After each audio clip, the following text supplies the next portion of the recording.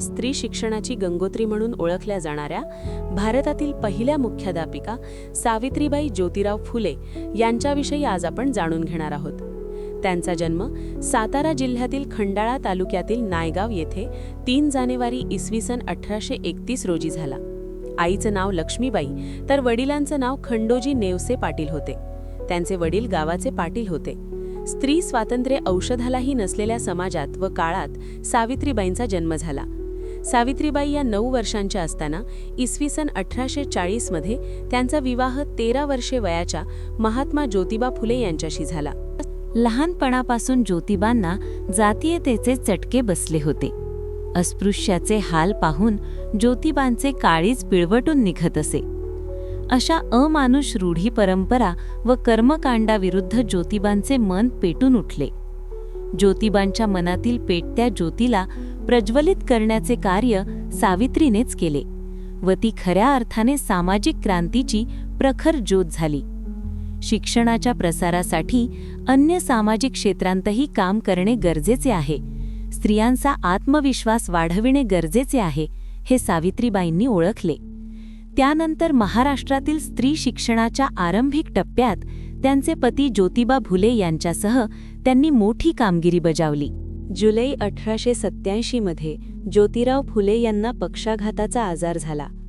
28 November 1890 रोजी ज्योतिरावांचे त्या आजारात निधन झाले।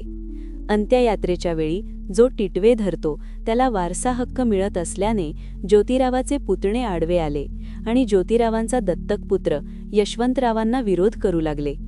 त्यावेळी सावित्रीबाई धैर्याने पुढे आल्या व स्वतः टिटवे धरले। अंत्ययात्रेच्या अग्रभागी चालल्या आणि स्वतःच्या हाताने ज्योतिरावांच्या पार्थिवाला अग्नी दिला। यशवंतराव हा विधवेचा मुलगा असल्याने त्याला कोणीही मुलगी द्यायला तयार नव्हते।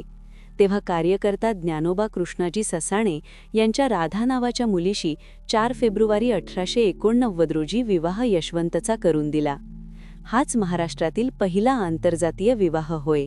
1 जानेवारी इसवी सन 1848 रोजी पुण्यात बुधवार पेठेतील भिडेवाड्यात ज्योतिरावांनी मुलींची शाळा काढली।